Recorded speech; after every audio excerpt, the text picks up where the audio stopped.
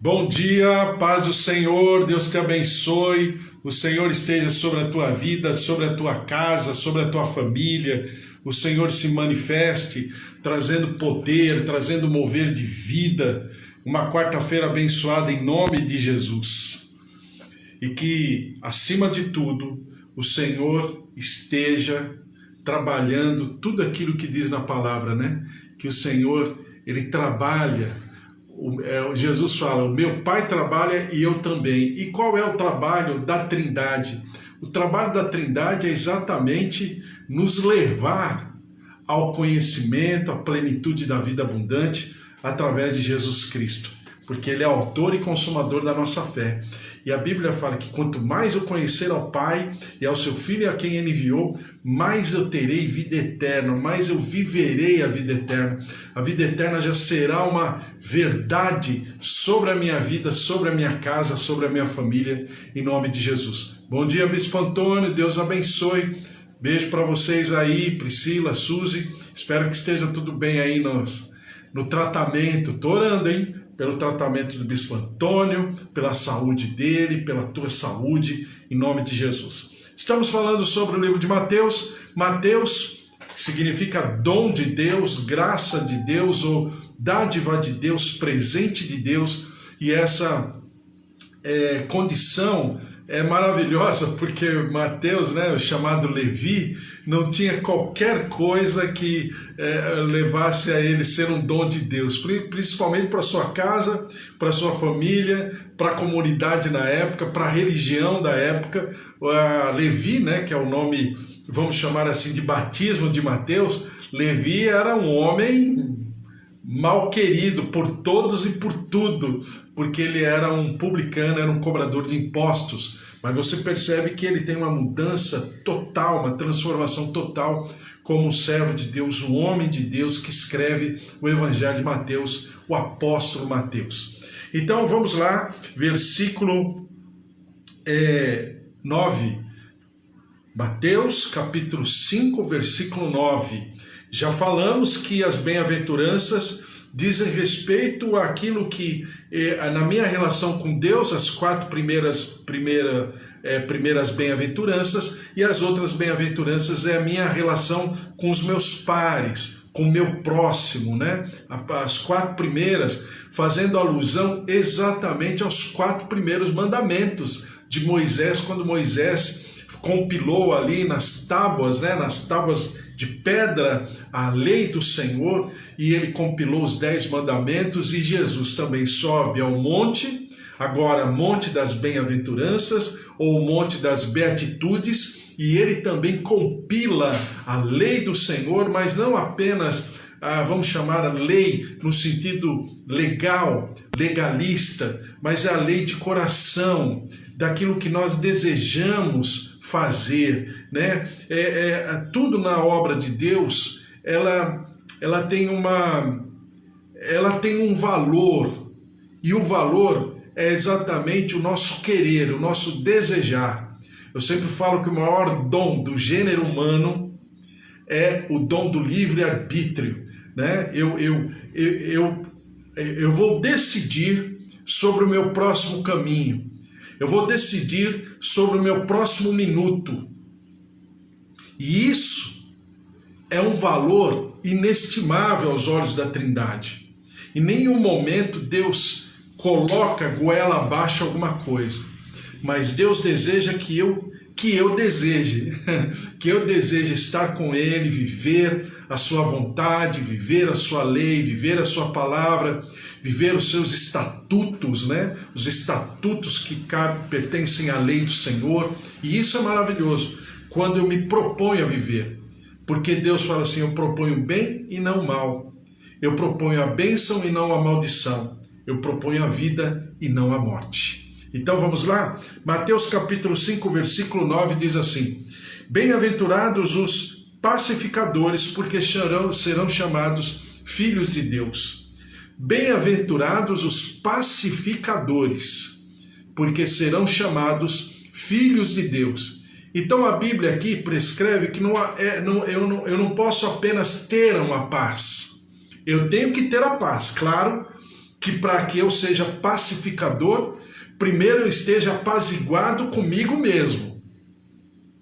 Mas, como resultado dessa paz, eu seja um apaziguador, eu seja um pacificador. Ou, no vocabulário mais contextualizado, eu seja um reconciliador, né, de problemas, de conflitos, de intrigas, de discussão. E isso é uma situação muito difícil. Nós vivemos em tempos onde a paz é um produto raro, é um material raro, né? Olha, desde 1945, quando foi estabelecida a ONU, né, a Organização das Nações Unidas, e qual era a proposta? Qual era? Não, continua sendo a proposta da ONU, trazer paz. Exatamente, a ONU foi criada imediatamente após a Segunda Guerra Mundial. Só que desde 1945, jamais o mundo passou um dia sem que não houvesse um conflito, uma guerra em alguma parte do mundo, para não dizer em muitas partes do mundo. Então a paz, ela é um produto raro. A paz, ela precisa ser conquistada. Ela não vem naturalmente, porque nós, o ser humano, naturalmente falando, não é um ser apaziguador.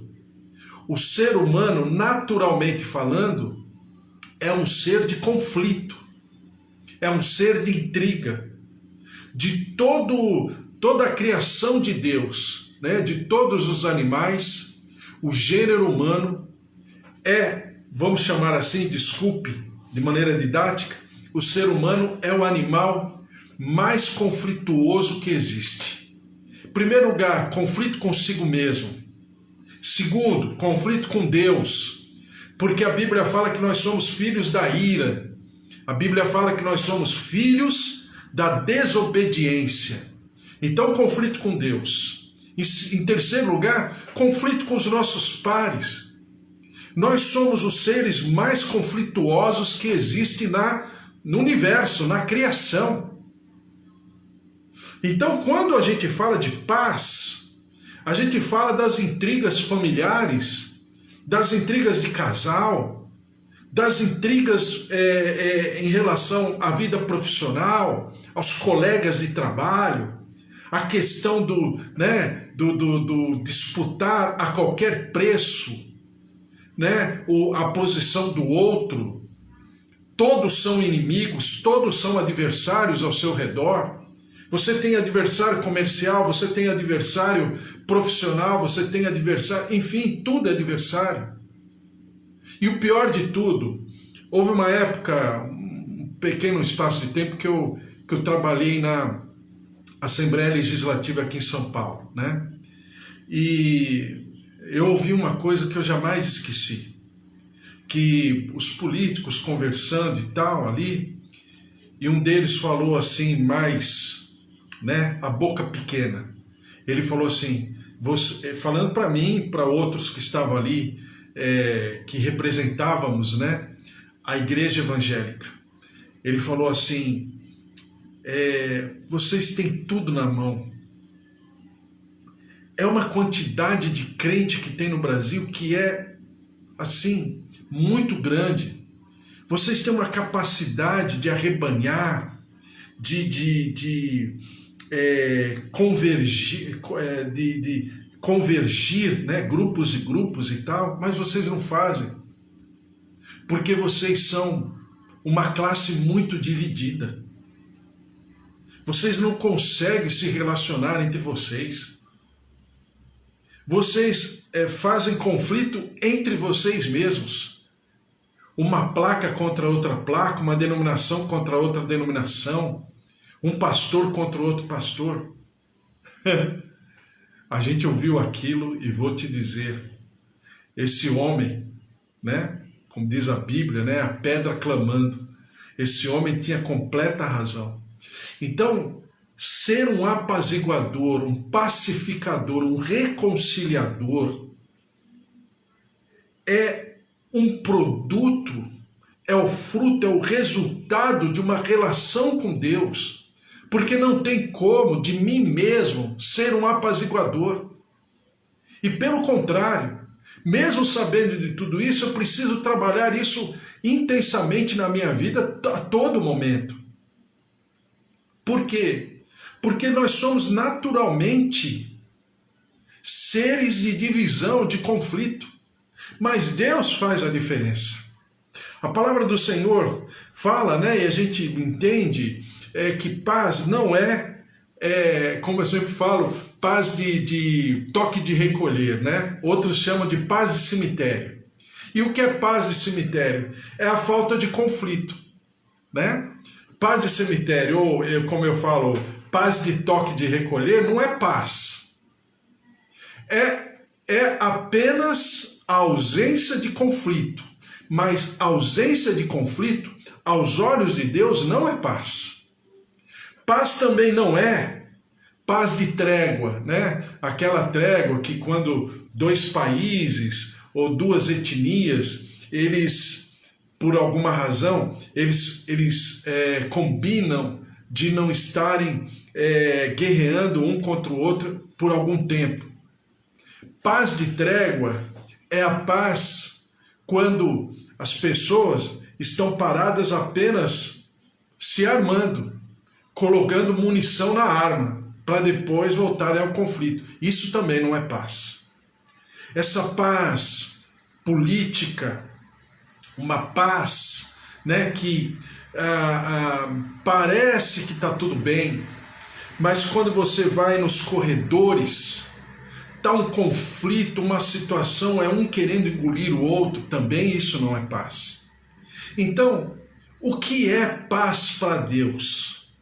Bem-aventurados os pacificadores, porque serão chamados filhos de Deus. Ou seja, por que ser chamado filho de Deus? Porque tem a mesma natureza do Pai, né? E o que significa ter a natureza do Pai em relação a esse dom de paz, em relação a esse ministério de apaziguador, de pacificador? Efésios capítulo 5, versículo 11 diz assim: não sejais cúmplices das obras infrutíferas das trevas. Em primeiro lugar, um apaziguador, um pacificador, ele não é uma pessoa que se concilia, que se associa às obras das trevas. Ponto. Primeira coisa, ele é completamente contrário às obras das trevas, não tem amálgama, não tem conexão. As trevas é uma situação. O apaziguador, ele está dentro de uma outra atmosfera, não vai conjuminar, não vai se associar, não vai conectar, não vai amalgamar, não tem como. Segundo lugar, diz assim, 2 Coríntios capítulo 6, versículo 14, não vos ponhais em julgo desigual com os incrédulos. E o que é nos colocar em julgo desigual? E aí eu faço alusão àquilo que os filisteus falam lá no tempo dos patriarcas, no tempo de Isaac, né? Que os filisteus vão se associar a Isaac. Aí você fala, poxa, mas a Bíblia fala para não ter julgo desigual e Isaac se associa com os filisteus? Não. Os filisteus, quando se associam com Isaac, eles falam o seguinte: bem reconhecemos que o que você faz não é de você, é da parte do teu Deus. Então, nós queremos nos associar, nos apaziguar com você, porque o que você carrega é uma marca completamente diferente. Claro que eu estou parafraseando, mas é isso que o contexto diz. Ou seja, eu posso me associar, entre aspas, quando essa associação é, na verdade, um reconhecimento do reino que nós representamos, do ambiente que nós vivemos. E aí essa pessoa, ou essa empresa, ou esse lugar, se associa comigo, mas que fique bem claro, está se associando por aquilo que eu represento, por quem eu sou, e não para eu me tornar subserviente ao outro, porque eu preciso de dinheiro, porque eu preciso... Não, isso não. Isso aí é vedado ao servo de Deus. Então são duas situações. E quando Paulo fala em 2 Coríntios 6,14, não vos ponhais em julgo desigual, é exatamente isso. Por quê? Porque eu represento uma embaixada, eu represento um reino. Então, se eu estiver sendo reconhecido na minha Constituição, e essa pessoa, ou essa empresa, ou esse lugar, se apresentar, agora você vai me entender, subserviente àquilo que eu represento, tudo bem, senão não tem acordo. Por quê? Porque eu não vou me associar com ímpio, com gentil. Eu não vou me colocar sob jugo desigual. Não importa o que seja. Será ali na frente um problema para mim. Com certeza. Entendeu? Por quê?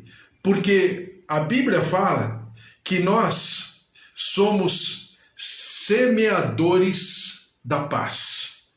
Né? Isaías 58 diz o seguinte, de que aqueles que buscam a paz, a reconciliação, os seus filhos serão, como diz aqui, reparadores de brechas. Olha só, então quando eu busco a paz, quando eu tenho o ministério da paz, eu não somente estarei cumprindo com uma ordenança de Deus, mas a palavra do Senhor, que é a minha natureza, vai refletir na vida dos meus filhos, e os meus filhos serão reparadores de brechas. Está lá em Isaías 58.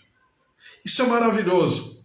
Por quê? Porque eu, desejando a reconciliação, a minha atitude, a minha natureza, se manifestará sobre a natureza dos meus filhos. Lembra que eu falei? Eu sempre falo isso, né? O filho da gente não aprende o que a gente ensina, aprende o que a gente é. O filho da gente não aprende aquilo que eu vou lá ler e falar, faça isso, faça aquilo. Não. Você que é pai sabe disso. Não vá por esse caminho que não vai dar certo. Mas o filho da gente sente o que a gente sente. Você não transfere um ensino didático para o filho. Você transfere o seu sentimento. E é isso que Isaías 58 está falando. Quando eu vivo a paz, quando eu desejo a paz, quando eu desejo a conciliação, quando eu luto por apaziguar os ânimos, as circunstâncias ao meu redor, na minha natureza eu estarei transferindo sobre os meus filhos. E os meus filhos, como diz Isaías 58, serão reparadores de brechas. Glória a Deus. E por último, eu quero ler aqui Hebreus capítulo 12, versículo 14. Hebreus 12, 14.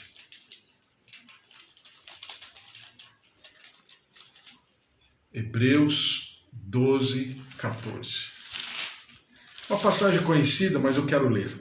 Hebreus 12, 14 diz assim: segui a paz com todos e a santificação, sem a qual ninguém verá o Senhor. Então, seguir a paz com todos está completamente atrelado à santificação. Lembram-se da bem-aventurança de ontem? Puro de coração, ou seja, se eu buscar a santificação que o Senhor tem para derramar sobre a minha vida, e essa santificação, de fato, me levará não apenas a buscar a paz com Deus, mas a expressar a paz junto aos meus pares. Porque senão, eu não poderei ver ao Senhor. Santificação e paz são elementos fundamentais para que a glória de Deus se manifeste sobre a minha vida. Lembram-se aquilo que aconteceu com Jó? Quando diz: bem sei que tudo podes e nenhum dos teus planos podem ser frustrados. Eu te conhecia de ouvir falar, mas agora de contigo andar. Mas agora os meus olhos te veem. E esse momento fez com que o Senhor falasse: Jó.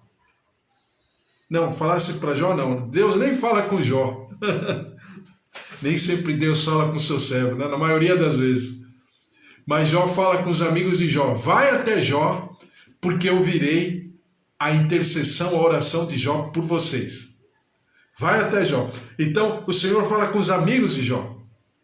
Mas quando eles chegam, depois de tudo que os amigos aprontaram com Jó, falaram mal de Jó, falaram que ele era um pecador, falaram que o que ele estava sofrendo era um resultado da sua atitude, porque ele era uma pessoa que desprezava as viúvas, os pobres, porque angariou a sua riqueza de maneira escusa, falou de tudo. E Jó pura e simplesmente ora pelos seus amigos. E a Bíblia diz que enquanto ele orava, o Senhor lhe mudou a sorte. Então, santificação e paz são atributos que nos levarão à glória de Deus, nos transportarão para a presença do Deus Altíssimo. Por quê? Porque o desejo de paz, de reconciliação e o desejo de nos purificar terá como resultado a manifestação da glória de Deus na nossa vida, em nome de Jesus. E por último, eu quero ler 2 Coríntios capítulo 5, versículo 18. 2 Coríntios capítulo 5, versículo 18.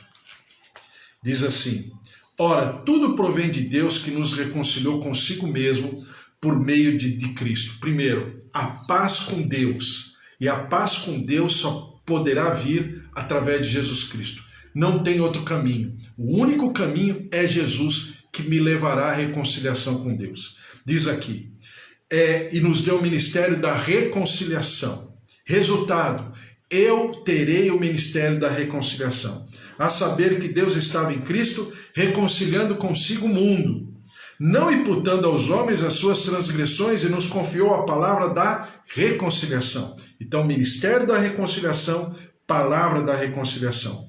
De sorte que somos embaixadores em nome de Cristo, como se Deus exortasse por nosso intermédio. Em nome de Cristo, pois rogamos que vos reconcilieis com Deus. Então, porque nós nos reconciliamos com Deus em Cristo, nós somos embaixadores de Cristo para levarmos essa paz. A paz do rei de Salém, o príncipe da paz.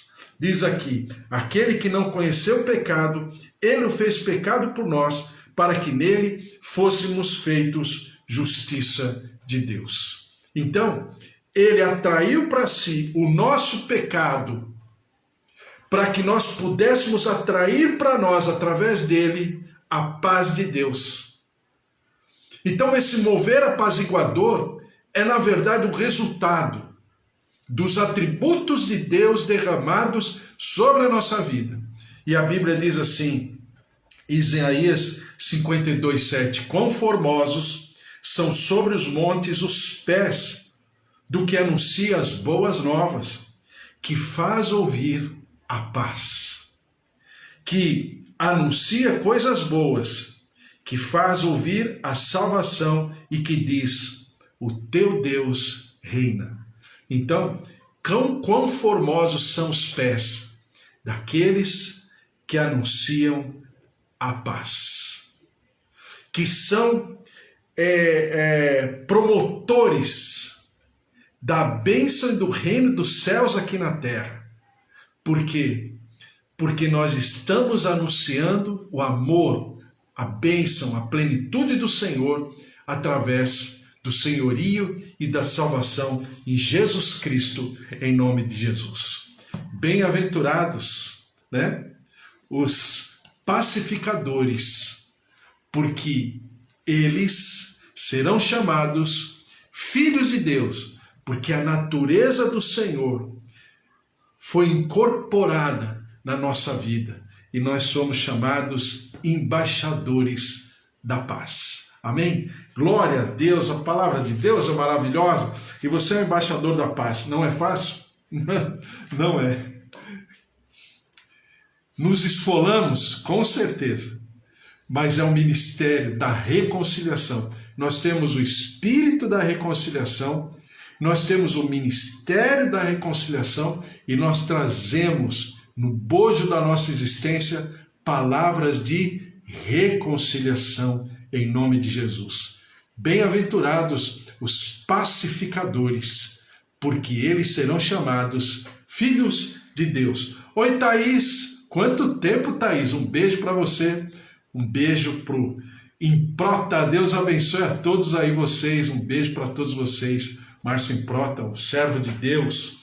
O Senhor esteja sobre cada vida. Magda, Márcia, Fábio, João, Roseli, Ângela. O Senhor se derrame sobre o Vitor, sua casa, sua família. Nós estamos orando também pela Mônica, os seus olhos, a cura dos seus olhos. Bispo Antônio, pelo seu organismo, pelas dores da coluna, pelo tratamento. O Senhor esteja também sobre a Eva, sua vida profissional, financeira. Raquel, seu esposo Fábio. Débora, seu esposo Cris, seu filhinho Daniel. Deus abençoe a todos. Cida, a bênção do Senhor sobre a tua vida. A graça, a plenitude do Senhor sobre a sua casa. Thaís, o Márcio, Deus abençoe a todos. Em nome de Jesus, vamos orar. Senhor, nosso Deus, nosso Pai, nós te louvamos e te agradecemos porque somos os embaixadores da paz. Deixamos de ser filhos da desobediência, deixamos de ser os promotores dos conflitos para sermos os embaixadores da paz. E a Bíblia diz que os pacificadores são felizes porque serão chamados de filhos de Deus. Então, Senhor, nós te louvamos porque somos chamados teus filhos. Abençoa nossa casa, nossa família, nossos queridos, avós, tios, idosos, pais, marido, esposa, filhos, sobrinhos, netos. Tua graça, tua glória se derramando sobre cada um de nós. Em nome de Jesus, curando, visitando. Toca o organismo, toca o coração, as veias, as artérias. Senhor, nós colocamos esses diagnósticos diante de Ti, os vereditos médicos negativos, desfavoráveis. Deus de poder, derrama-te com a Tua cura, com a Tua saúde. Liberta-nos da enfermidade, liberta-nos, ó Senhor, dessa atmosfera de infecção, de pandemia. Traz da Tua graça, do Teu mover. E nós te daremos sempre todo louvor, toda honra e toda glória. Visita o nosso país, a nossa nação brasileira, Deus de maravilhas. Perdoa-nos no nosso pecado, na nossa transgressão, na nossa iniquidade. Perdoa-nos por causa do sangue do inocente. E que o Senhor possa também trazer paz. E nós sejamos, ó Deus, os embaixadores da paz sobre o nosso país. Sara a nossa terra. Derrama-te com teu poder, liberta-nos. Ó Deus, perdoa-nos nos nossos pecados e nós daremos ao Senhor sempre todo louvor, toda honra e toda glória, em nome de Jesus. Amém.